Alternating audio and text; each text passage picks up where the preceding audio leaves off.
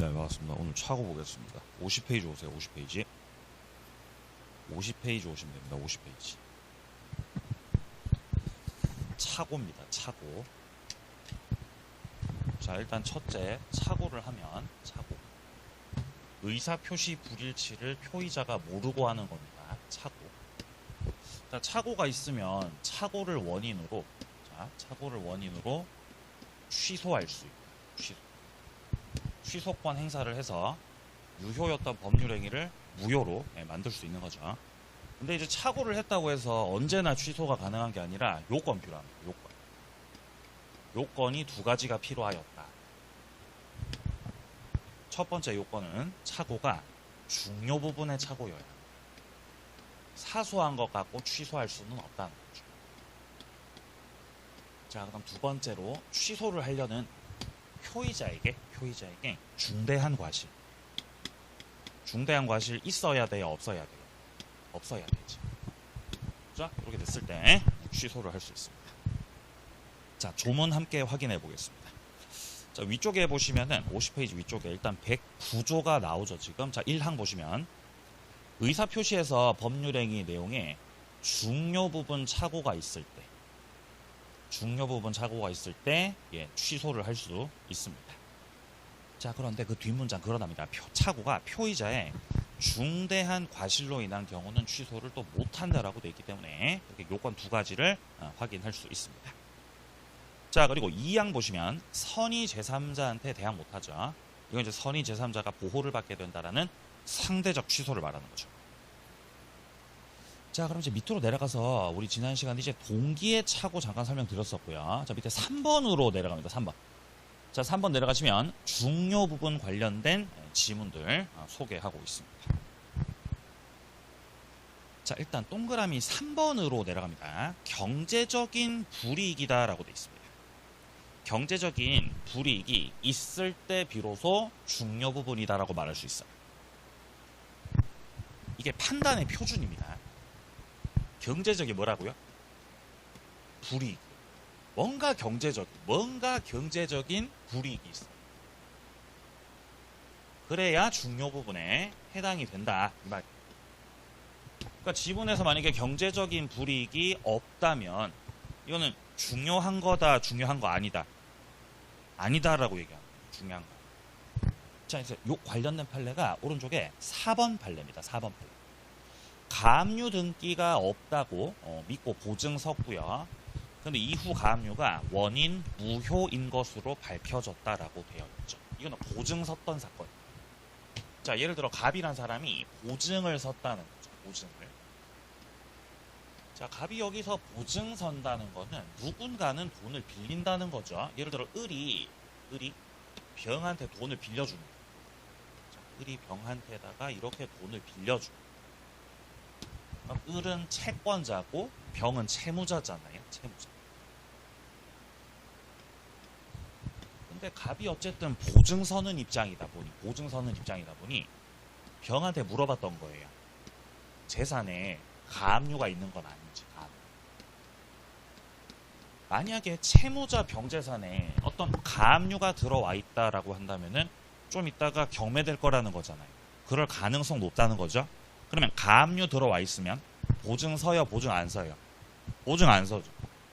가압류 있는 거 확인되면 보증 안 섭니다. 근데 가압류 있냐고 물어봤더니 병이 가압류 없다 그러는 거죠. 그래서 가압류가 없을 거라고, 병의 재산엔 가압류가 없을 거라고 갑이 인식을 해서 보증을 섰다 이 말이에요.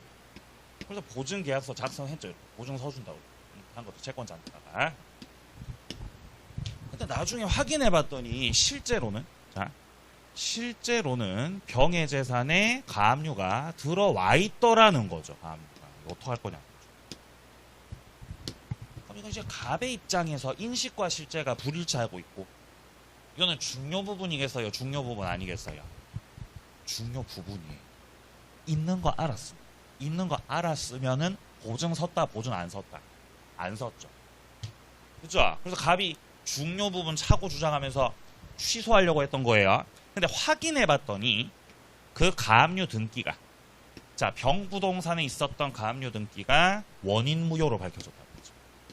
알고 봤더니 이게 원인 무효였다는 거. 그럼 실제로도 확인해 봤더니 가압류가 있었다는 거예요, 없었다는 거예요? 없었다. 실제로도 없었다는 거죠. 그럼 인식과 실제가 일치하고 있는 거잖아요. 그러면 가압류가 없는 걸로 밝혀졌다는 거는 갑에게 경제적인 불이익이 없다는 거고, 이건 중요 부분이다, 중요 부분 아니다. 아니라는 거죠. 그죠? 여기 지금 4번 판례예요. 지금 굵은 글씨로 표시되어 있죠? 그 가압류가 원인 무효라고 밝혀졌다. 그럼 이건 중요 부분 착오가 아니고 취소 못한다는 거죠. 자, 5번으로 내려갑니다. 시가라는 단어를 확인합니다. 시가. 우리가 토지 매매를 할 때 시가 기준으로 어떤 시가가 있을 거잖아요. 이 시가보다 비싸게 살 수도 있고 싸게 살 수도 있고 그건 상황 따라 달라지는 거잖아요. 원래 시가라는 게 딱 고정돼 있어요, 유동적이에요. 유동적이 좀 움직이는 거잖아요. 그래서 이 시가보다 내가 좀 비싸게 매수했다고 해서 이거를 차고니까 취소할게. 아, 이거 말 안 된다는 거죠. 안 됩니다. 자, 6번 내려갑니다. 건물과 부지를 매수하는데 부지의 지분이 미미하게 부족하다 그러잖아요. 미미하게 부족하니까 착오로 문제 삼아야 돼요? 그냥 넘어가야 돼요? 그냥 넘어가시라는 거죠. 중요 부분 착오라고 할 수 없다. 자, 7번 내려갑니다. 토지 현황 경계에 관련된 착오입니다. 이건 대표적으로 중요 부분에 해당되는 판례입니다. 그러니까 어떤 매수자가 토지를 사는데, 자, 토지를 매수해요. 근데 토지를 매수하는 입장에서 인식하기로는 전부가 농지인 것으로 인식해서 매수를 했다라는 것이에요. 근데 실제로는 매수를 하고 나서 확인해 봤더니 실제로는 절반 이상이 하천이다. 그러니까 인식과 실제가 불일치하고 있죠. 불일치. 인식과 실제가 불일치하고 있는 것이고, 그렇다면 이거는 중요 부분에 해당이 된다는 겁니다.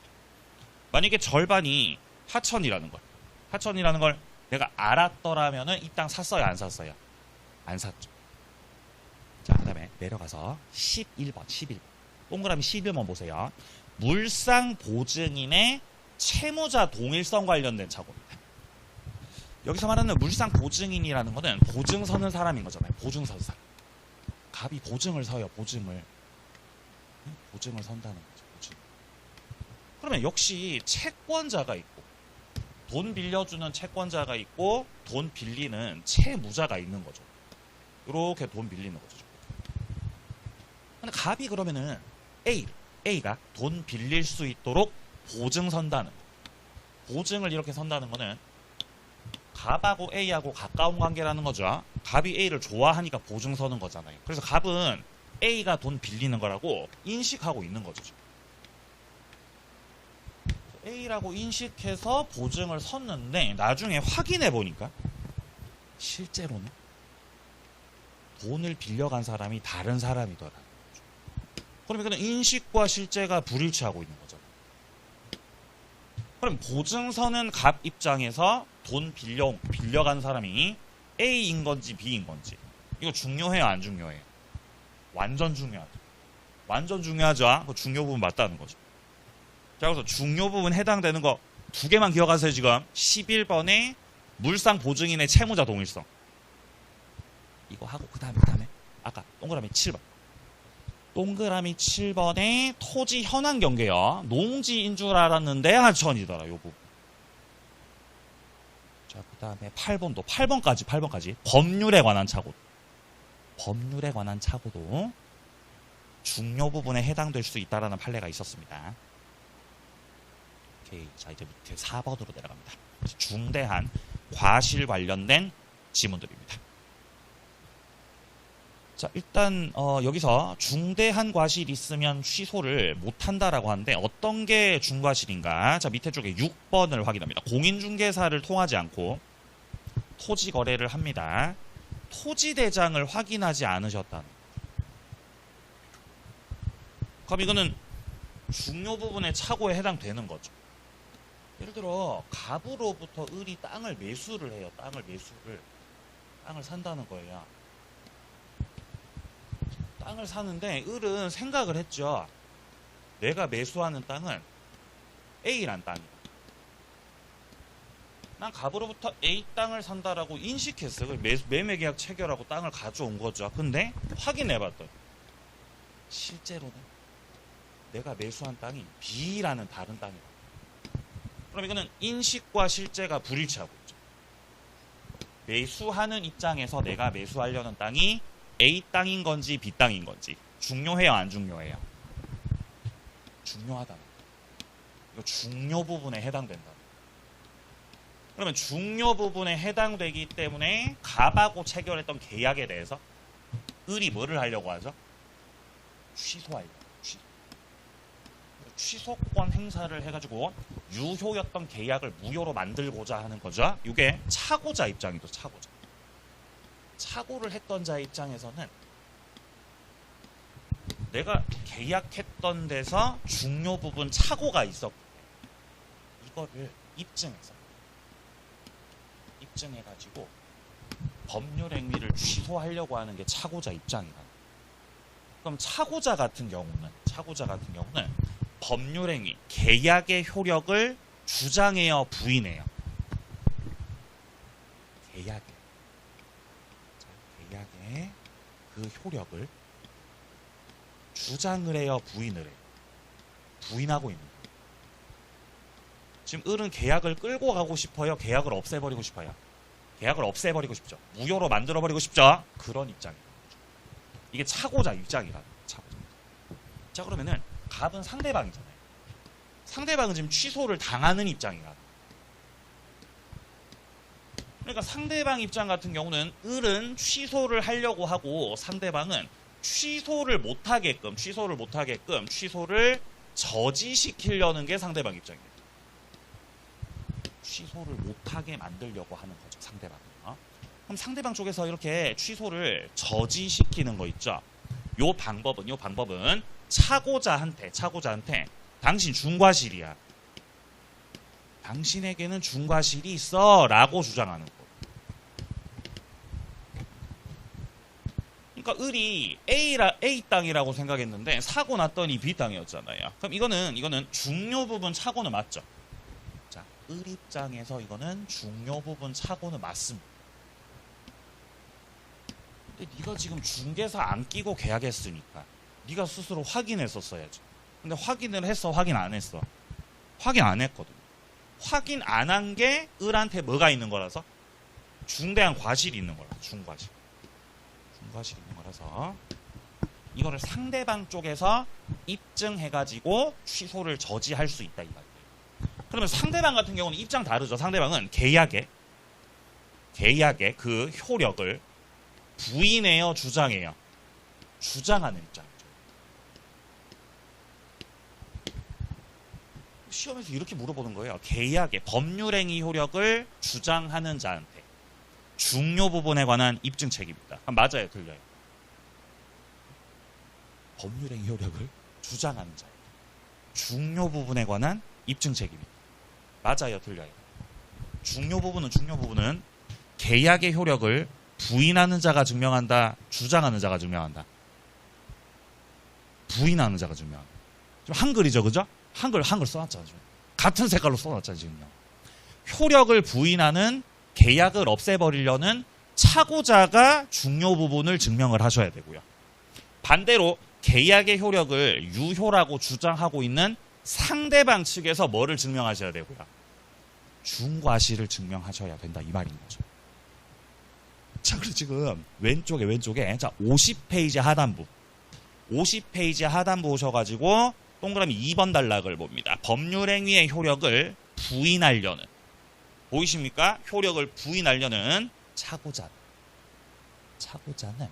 법률행위 내용 중요 부분 차고가 있다라는 걸 입증을 해야 취소할 수 있다라고 돼 있습니다. 그러니까 차고자는 중요 부분을 증명한다라는 걸 알 수 있다는 거죠.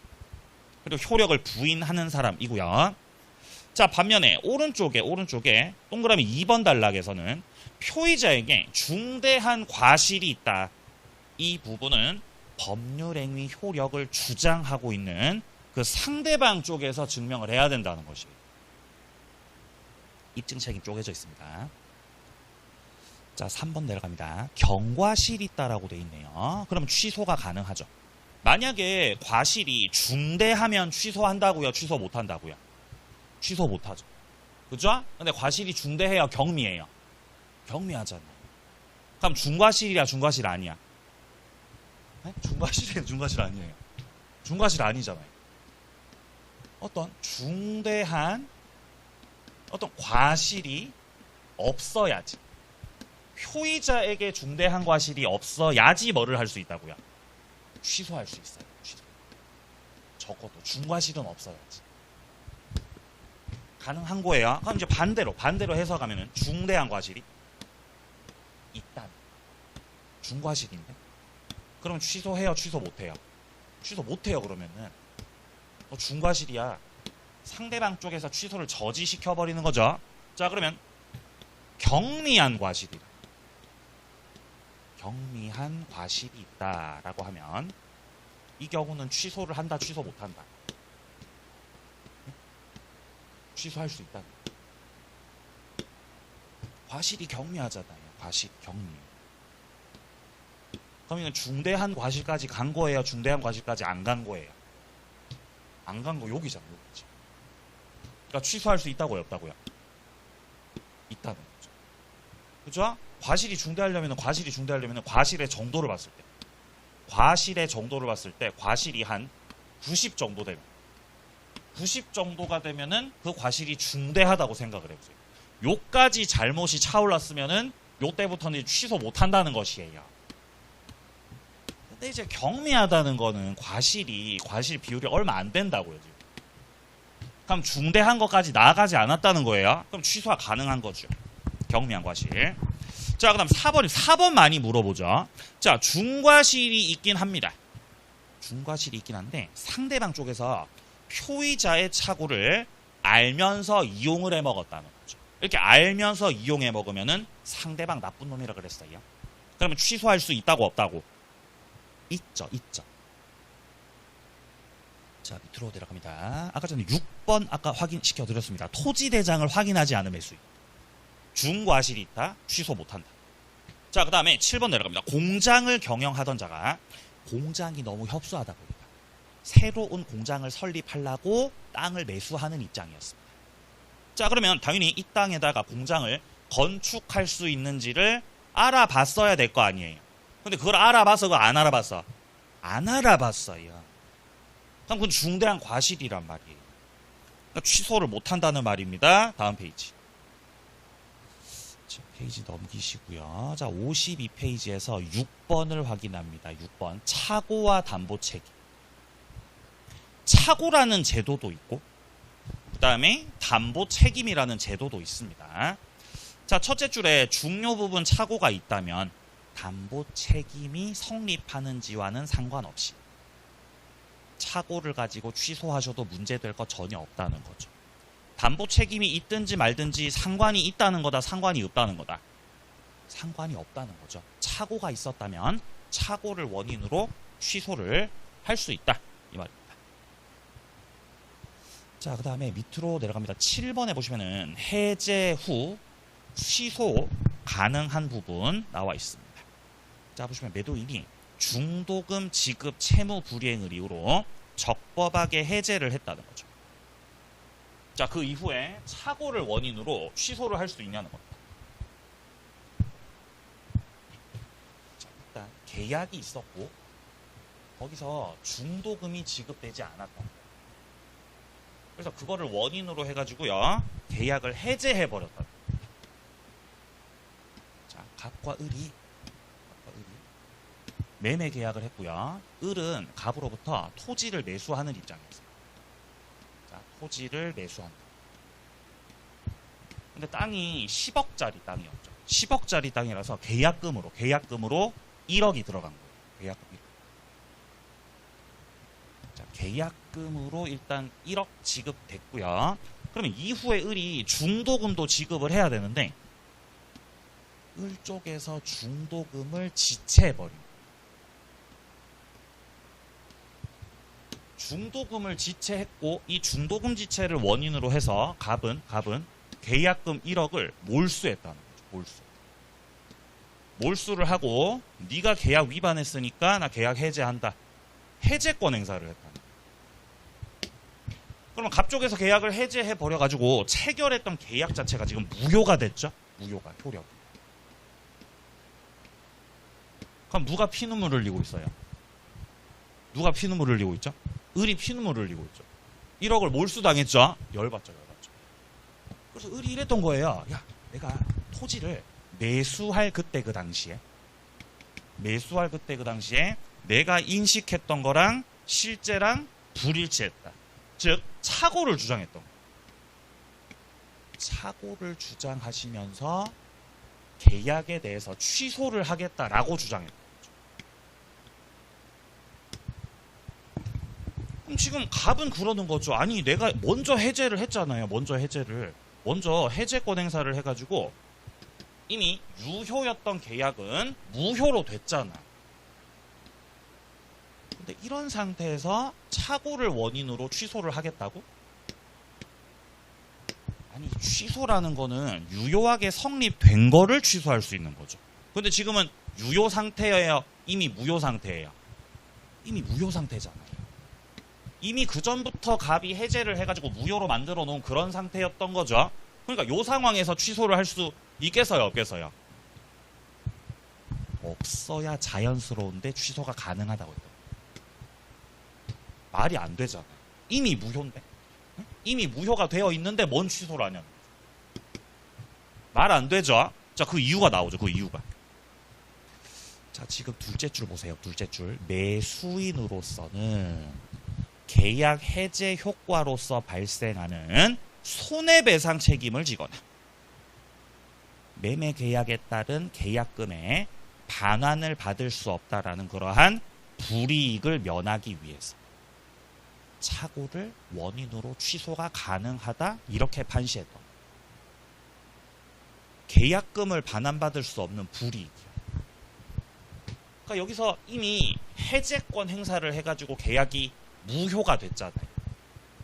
근데 여기서 을이 착오를 원인으로 취소 가능하게끔 그렇게 인정을 해주게 되면 논리적으로는 말이 안 되죠. 그죠? 비논리적입니다. 비논리적. 판사들이 하는 판단이 다 논리적일 것 같죠? 그렇지 않아요. 네? 판단 자체가 비논리적이죠. 하지만 내가 빼앗겼던 1억을 을이 빼앗겼던 1억을 되찾아올 수 있다는 거예요. 그래서 취소가 가능하다라고 판결이 떨어졌다 이 말이에요. 비논리적이에요. 근데 이제 요 논란이 많은 판례. 그러니까 이제 이런 판례에 대해서 이제 학자들이 비판을 하는 거예요. 논리적으로 안 맞다고 비판하고 문제에다가 출제시키는 거예요. 어려운. 그러니까 우리는 가면 어떻게 해야 되지? 우리는 그냥 외우셔야 돼요. 해제 후에 착오 취소를 할 수 있다고 외우셔야 돼요. 이유는 설명드렸습니다. 이유는. 자, 8번 내려갑니다. 착오를 이유로 취소했어요. 그래가지고 상대방이 손해를 입었죠. 상대방이 손해를. 그럼에도 손해배상 청구는 당하지 않습니다. 왜냐면 지금 첫째 줄에 착오를 이유로 해서 취소하는 거 있죠. 취소하는 거. 이거 불법이에요? 권리 행사한 거예요? 권리 행사한 거거든요. 아니 근데 네가 착오로 취소하는 바람에 상대방한테 손해가 생겼잖아요. 손해가 지금. 그죠? 그럼 배상 책임 져야 돼요? 그냥 유감이에요? 그냥 말로만 유감이라는 거죠. 말로. 배상 책임 안 져도 됩니다. 불법을 저지른 건 아니기 때문에. 자, 그럼 저 오른쪽 가셔가지고요. 문제 한 개 풀고 착오를 마무리하도록 하겠습니다. 자, 일단 먼저 1번 문제 착오에 관한 설명 틀린 겁니다. 자, 1번에 당사자가 착오로 취소하지 않기로 약정을 했다는 거죠. 착오가 있다고 하더라도 취소 못합니다. 그렇게 약정했다는 거죠. 그럼 착오를 원인으로 취소를 못합니다. 왜냐면 109조 착오 임의규정이에요. 임의규정. 자, 2번입니다. 어떤 표현 보이세요? 미미하게 부족하다. 미미하게 부족하죠. 중요 부분이다. 중요 부분 아니다. 아닙니다. 자, 3번입니다. 부동산 거래 계약서에 서명 날인한다는 착각에 빠진 상태로 연대보증 서면에다가 서명 날인을 하셨다는 겁니다. 그럼 여기서 부동산 거래 계약서 있죠? 이게 바로 이 표의자의 인식이었던 거죠. 부동산 거래 계약서라고 인식했습니다. 근데 서명 날인하고 나서 확인해 보니까 실제로는 연대보증 서면이었던 겁니다. 표시상 착오가 맞습니다. 자, 4번 내려갑니다. 상대방이 표의자의 착오를 알고서 이용했죠. 자, 이렇게 알고서 이용을 해 먹었기 때문에 이러면 상대방이 나쁜 놈이라 그랬어요. 이 경우는 착오를 원인으로 취소를 할 수 있다고요, 없다고요? 있다 그랬죠. 있다고. 4번 정답입니다. 4번. 자, 5번 내려갑니다. 동기의 착오 나오죠. 동기의 착오가 나왔을 때는 원칙적으로는 취소를 못하죠. 동기의 착오로 취소가 가능한 경우는 동기가 표시가 되거나 아니면 상대방이 뭐하면 유발하다. 그때 취소할 수 있다고 그랬죠. 지난주에 했던 거 까먹으셨죠, 그죠? 한 장 앞으로 와보세요. 한 장 앞으로 와보세요. 50페이지 중간에 2번을 보시면 나옵니다. 자, 50페이지에 중간에 2번에 보시면 동기의 착오가 나오거든요. 자, 읽고 넘어가 볼게요. 일단 먼저 첫 번째입니다. 동그라미 1번. 동기는 마음 속에 있는 것이고 동기 속에 착오가 있다고 해서 동기의 착오로 취소를 할 수는 없다. 일단 이게 원칙이고. 자, 다만 2번 달랑 내려갑니다. 동기의 착오를 가지고 법률행위를 취소하려면은 동기가 표시가 돼야 된다는 거죠. 동기가 표시가 되면은 취소 가능하다. 혹은 3번으로 내려갑니다. 동기의 착오 관련해서 상대방 쪽에서 이 동기의 착오를 유발시켰다. 그 경우도 취소가 가능하다는 거죠. 요게 나왔던 거예요. 정답은 4번이었어요. 자, 이제 사기 강박으로 가죠. 54페이지입니다. 54페이지 사기 강박으로 넘어가 보겠습니다. 자, 일단 먼저 110조 1항을 보게 되면 사기나 강박에 의한 의사표시가 나왔을 때는 취소할 수 있다라고 규정하고 있습니다. 자, 근데 2항 내려갑니다. 상대방이 있는 의사표시에 관해서 제3자가 사기 강박을 했죠. 이때는 그냥 취소할 수 있는 게 아니고 상대방이 그 사실을 알았거나 알 수 있었을 경우에 한해서 취소할 수 있다는 거죠. 여기서 지금 110조 1항에서 나와 있는 거는 상대방의 사기 강박이에요. 자, 지금 110조 1항에서 나오는 거는 상대방의 사기 강박. 자, 갑과 을 사이에서 뭔가 계약을 했던 겁니다. 자, 계약을 했던 건데 여기서 갑을 표의자로 잡았습니다. 표의자, 의사표시 하는 사람. 자, 갑을 표의자라고 잡았을 때 표의자 갑에게 상대방 을이 사기나 강박을 했다. 사기나 강박. 누가 했다고요? 상대방. 갑이 누구하고 계약을 했죠? 을하고 계약을 했죠. 그러니까 나하고 계약을 했던 그 상대방 쪽에서 나한테 사기를 쳤다는 거죠. 그러면 110조 1항에 따라 사기당한 표의자 같은 경우 상대방의 사기 강박을 원인으로 하여서 뭐를 할 수 있다고요? 취소할 수 있다는 거죠. 이때는 요건이 까다롭지 않아요. 요건 까다로워요, 안 까다로워요? 안 까다로워요. 왜냐면 1항에서 그냥 취소할 수 있다라고 돼 있잖아요. 사기나 강박이 맞으면 취소할 수 있는 겁니다. 상대방의 사기 강박. 자, 근데 2항은요. 갑과 을이 매매 계약을 하고, 자, 갑이 표의자, 을이 상대방입니다. 여기 같은 경우는 상대방이 사기 강박했다고요? 제3자가 사기 강박했다고요? 제3자가 지금 제3자. 왜 얘를 제3자라고 하냐면은 얘는 계약을 체결했던 당사자가 아니어서 제3자라고 하는 거죠. 이렇게 제3자가 갑한테 사기 강박을 합니다. 사기나 강박. 이런 경우는 그냥 취소를 할 수 있는 게 아니라 까다롭습니다. 요건 필요하다는 거예요. 그게 지금 뭐라고 돼 있어요?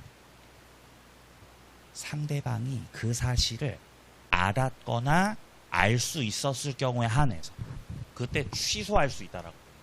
상대방이 그 사실이 무슨 사실이죠?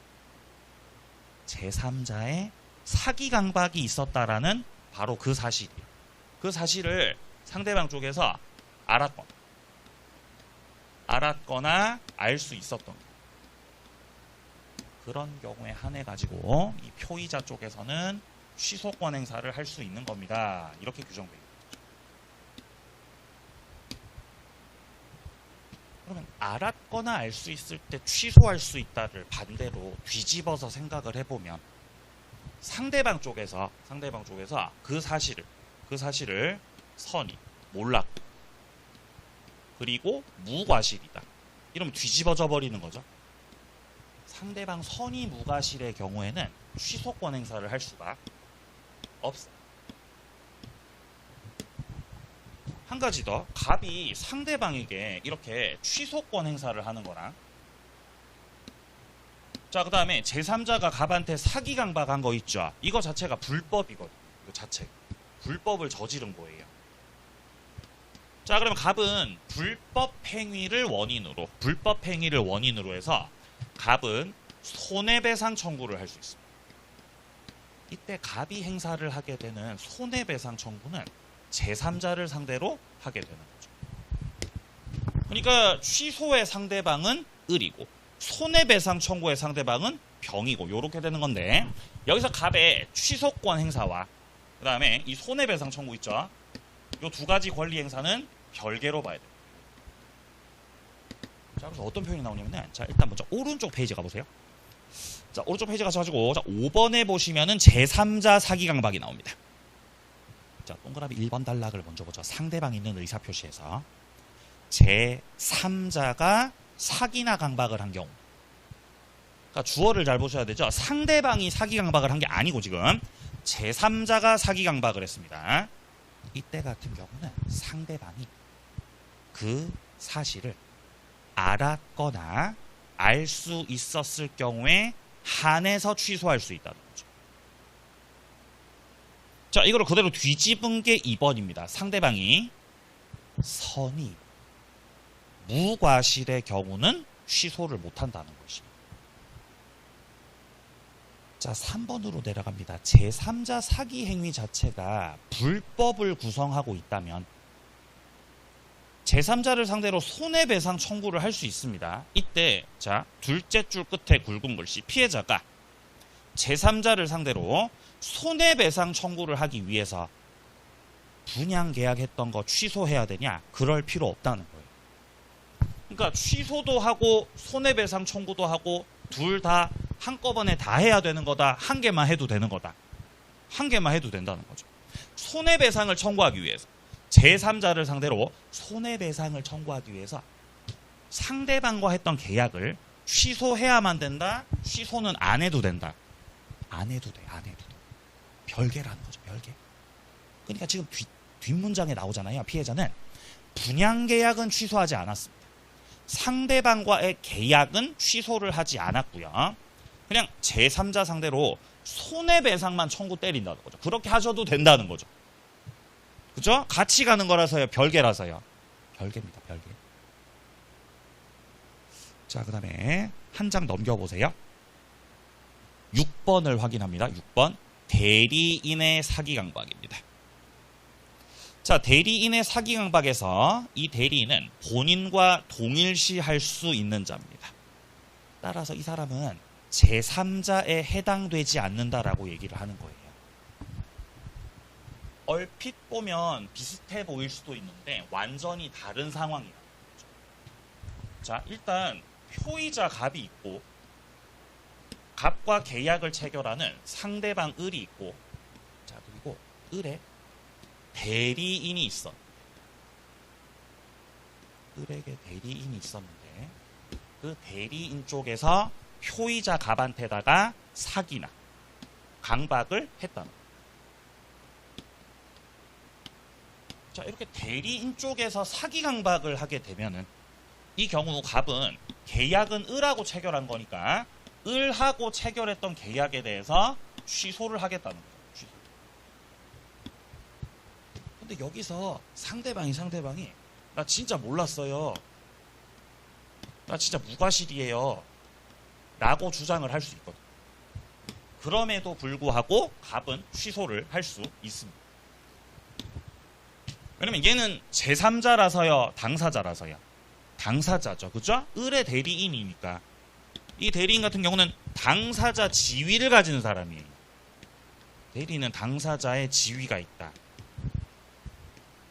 그래서 대리인 병 쪽에서 갑한테다가 이렇게 사기 강박을 했다는 거는 마치 을이 갑한테다가 직접 사기 강박한 거나 마찬가지입니다. 그러니까 을이 알았든가 몰랐든가 그런 거 안 따져요. 알았든지 몰랐든지 취소를 할 수 있는 거라고요, 없는 거라고요? 할 수 있어요. 할 수 있어요. 자, 그래서 지금 둘째 줄에 그런 말 나오죠. 상대방은 본인의 선의악이 그런 거 안 따지고, 여기서 본인은 저 을을 말하는 거죠. 을이 알았든지 몰랐든지 그런 거 안 따지고 그냥 취소할 수 있다는 거죠. 자, 이제 밑으로 좀 내려가 보죠. 자, 밑으로 가서 자, 일단 7번에 제3자 보호받는다는 거 확인을 합니다. 선의의 제3자에게 대항 못한다는 거 확인. 자, 그다음 밑에 9번도 확인하세요. 9번 공법행위, 소송행위 이런 데다가는 적용 자체가 안 된다는 거. 이거는 의사표시 파트의 공통점입니다. 자, 그 다음에 오른쪽 가서 문제 한 개 풀고 사기 강박을 마무리하겠습니다. 2번 문제 틀린 것은.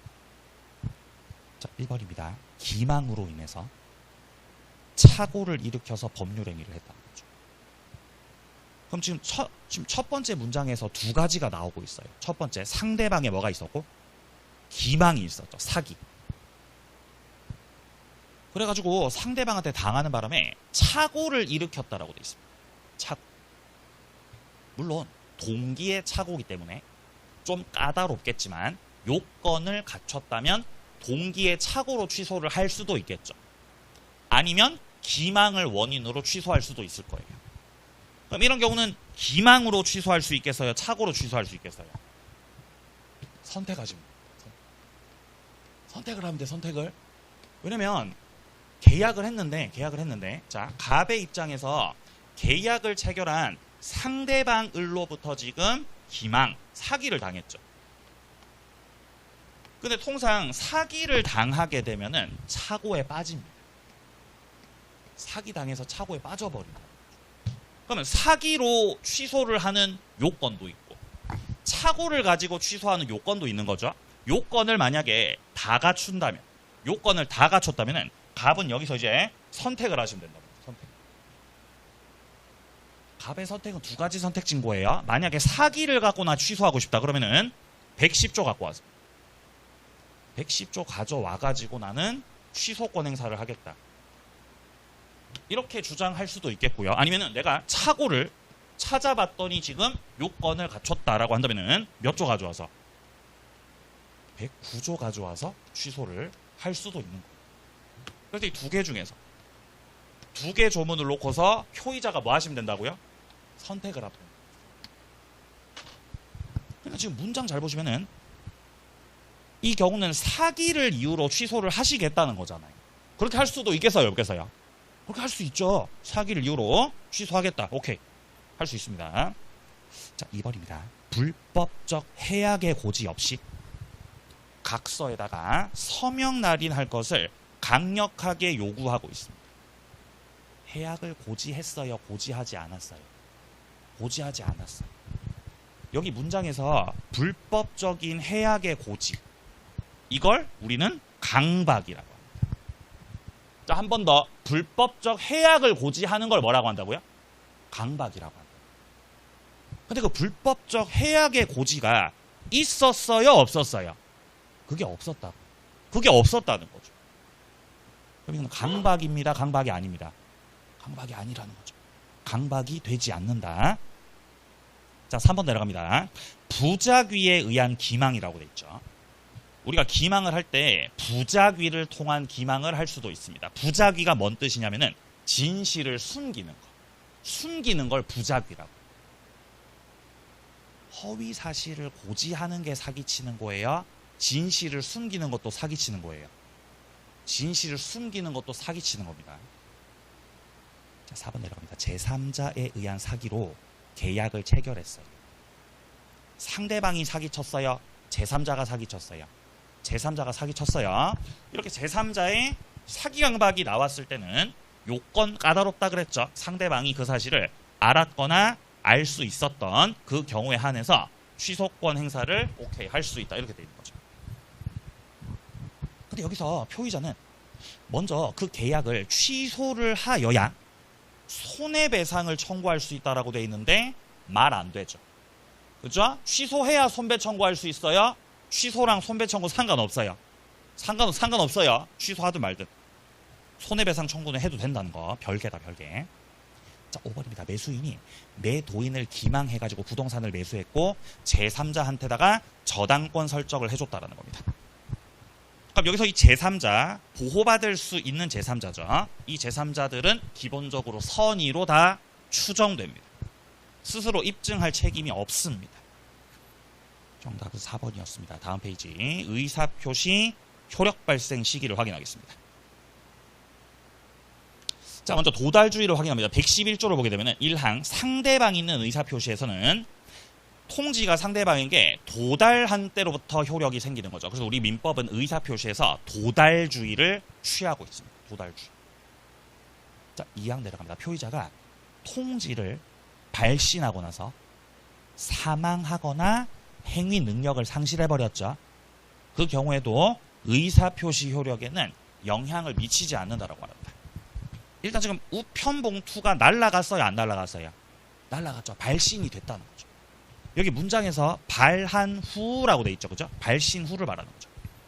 일단 우편 봉투가 발신이 됐기 때문에 이후 표의자가 그 우편 봉투 날린 사람이 사망, 돌아가시거나 아니면은 행위 능력 상실, 즉 제한 능력자가 된다고 하여도 그 의사 표시는 문제 없이 날아가고 도달돼서 효력이 생길 거라는 거죠. 이게 영향을 미치지 않는 겁니다. 즉 유효라는 것입니다. 자, 밑에 도달주의를 확인하세요. 자, 동그라미 1번 단락 도달한 때 효력 생긴다. 도달. 자, 그러면 2번 단락 도달의 뜻이 뭐냐? 요지할 수 있는 상태. 쉽게 말해 알 수 있는 상태가 됐으면 그게 도달입니다. 2번 단락 동거하던 가족이 수령을 했다면 이건 도달이 맞습니다. 그죠? 남편이 바쁘니까 같이 살던 아내가 남편 우편물을 수령을 해주셨죠? 남편 책상에 갖다 놨죠? 그럼 도달된 거예요. 자, 그리고 상대방이 정당한 사유 없이 수령을 거절하셨습니다. 왜 수령 거절하냐? 시간 끌고 싶어서. 절차를 진행시키고 싶어서요? 진행시키기 싫어서. 진행시키기 싫잖아요. 그죠? 그래서 정치인들이 뭐를 많이 하세요? 해문 부재. 수령 거부하신다. 우편물 안 받으신다는 거죠. 누가 그거 많이 하고 있죠?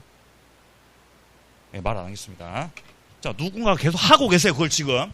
우편물 안 받으시는 거죠. 안 받아. 근데 이런 판례가 있는 거예요. 당신이 충분히 수령 가능했는데 정당한 사유 없이 수령 거부하셨잖아요. 우체부 아저씨랑 딱 마주친 거죠. 근데 자기가 이제 안 받겠다고 했던 거죠. 그럼 알 수 있는 상태로 봐버립니다. 도달했다고 간주되는 거죠.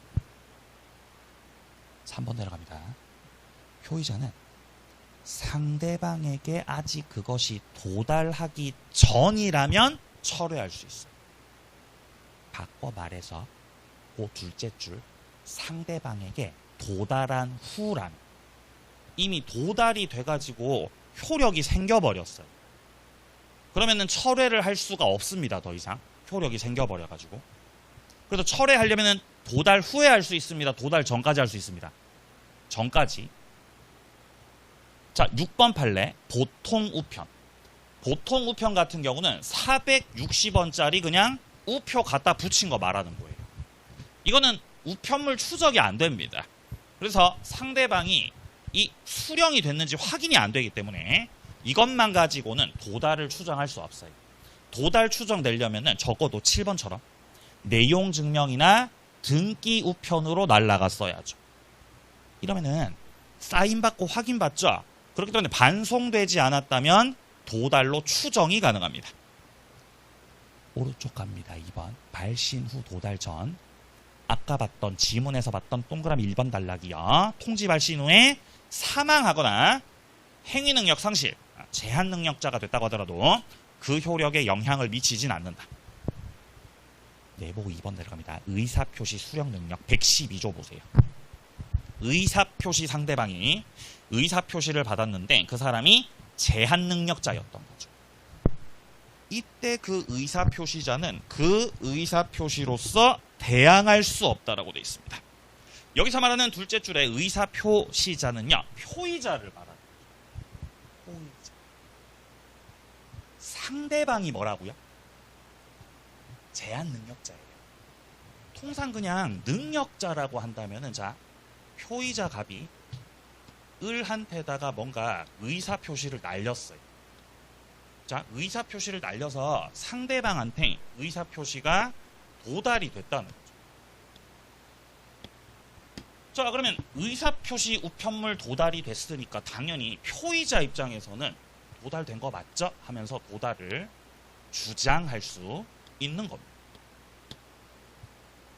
근데 문제는 그 의사표시를 받은 자가 제한 능력자. 의사표시 받았던 사람이 알고 봤더니 제한 능력자예요. 이 제한 능력자한테는 수령 능력이 없습니다. 수령 능력이 없어서 제한 능력자가 우편물 도달 상태가 됐다고 하더라도 이 경우는 제한 능력자의 이익을 보호하기 위해서 표의자가 도달을 주장하지 못한다라고 해요. 그럼 언제부터 도달 주장 가능한지는 그 뒷문장에 나와 있습니다. 다만 상대방의 그 법정 대리인이 의사표시가 도달한 사실을 안 후에는 그렇지 않다는 거예요. 누가 알면? 법정 대리인. 제한 능력자한테는 법정 대리인이죠. 제한 능력자의 보호자죠. 그 법정 대리인이 제한 능력자한테 의사표시가 도달됐다라는 거를 안 후라는 거죠. 알게 된 후라고 한다면은 그때부터는 도달을 주장할 수 있는 거라고요, 없는 거라고요? 있는 거라는 거죠. 그렇지 않다는 건 도달 주장이 가능하다란 말이죠. 자, 밑에 네모 3번도 확인합니다. 공시송달, 표의자가 과실 없이 상대방을 알지 못하거나 상대방 소재를 알지 못하죠. 그런 경우는 공시송달을 할 수 있습니다. 자, 그러면 한 장 넘겨서 문제 풀고 쉬겠습니다. 뒤에 2번 문제 풀어보죠. 2번 문제. 자, 2번 문제 보시면은 갑은 을과 체결한 매매 계약 적법한 해제 의사표시를 내용 증명 우편을 통해서 을에게 발송했습니다. 그럼 지금 이 의사표시를 보낸 사람이 누구라는 거예요? 갑이 의사표시 보냈잖아요. 갑이 표의자죠. 을은 상대방이고. 여기서 해제의 의사표시를 보내는 것이고, 그리고 내용 증명으로 보냈습니다. 1번 갑이 그 후에 사망했다. 그러면 그 의사표시 효력 있다, 효력 없다? 그래도 효력 있죠. 발신했죠, 그죠? 발신하고 나서 돌아가셨기 때문에 해제 의사표시는 효력을 잃는다? 아이, 틀렸다는 거죠. 자, 2번입니다. 을이 갑의 해제 의사표시를 알아야 해제가 되는 건 아니죠. 알아야 효력이 생기는 거예요. 알 수 있는 상태가 되면 되는 거예요. 알 수 있는 상태가 되면 되거든요. 3번입니다. 갑은 내용 증명 우편이 을에게 도달한 후에도 해제했던 거를 철회할 수 있냐는 건데 안 되죠. 이미 상대방한테 도달돼 버렸기 때문에 해제가 됐고 무효 확정이 된 거죠. 그러니까 철회를 마음대로 할 수는 없습니다. 자, 4번 같은 경우는 내용 증명 우편이가 반송이 되지 않았다면 그 무렵에 을에게 송달되었다고 충분히 그렇게 볼 수 있는 상태죠. 맞습니다. 4번이 정답이네요. 자, 5번입니다. 내용 증명이 을에게 도달하고 나서 을이 성년 후견 개시 심판을 받았습니다. 해제 의사 표시는 효력을 잃는다. 어떻습니까? 도달이 먼저예요? 제한 능력자 된 게 먼저예요? 도달이 먼저 된 거잖아요. 만약에 도달할 당시에 제한 능력자였다면 그러면 도달을 주장할 수 있겠어요, 없겠어요? 순서를 잘 보셔요. 순서가 지금 이미 의리 제한 능력자요. 이미 제한 능력자였던 그 상태에서 갑은 을한테 의사표시 보냈고 을에게 도달됐다. 그럼 갑은 도달을 주장할 수 있다고 없다고? 도달 주장할 수 없는 상태죠. 그죠? 도달 주장 못하죠. 이미 제한 능력자였으니까요. 근데 만약에 순서 반대로 이미 의사표시가 을에게 도달이 됐고 그리고 나서 나중에 을이 제한 능력자 됐던 거라면은 이미 갑이 보냈던 의사표시 효력은 발생이 된 거잖아요. 그러니까 도달을 주장할 수 있는 거라고 없는 거라고? 있는 거죠. 순서가 이렇게 되는 거죠. 그럼 지금 주황색깔. 이 주황색깔 같은 경우는 지금 요 5번을 가리키는 거죠. 네? 주황색깔 맞습니까? 자, 하얀색깔이죠. 그죠? 을에게 도달이 되고 나서 하얀색깔이죠. 을에게 도달이 되고 주황색깔이죠. 을에게 주황색깔이죠. 도달이 되고 나서 그 다음에 을이 제한 능력자가 됐다는 거잖아요. 그러면 의사표시 효력은 이미 생겼던 거잖아요. 따라서 효력을 잃는다, 효력이 있는 거다. 효력이 있는 거예요. 4번 정답이죠. 자, 의사표시 파트를 마무리하고요. 그 뒤에 대리서부터는 좀 쉬었다가 가도록 하겠습니다.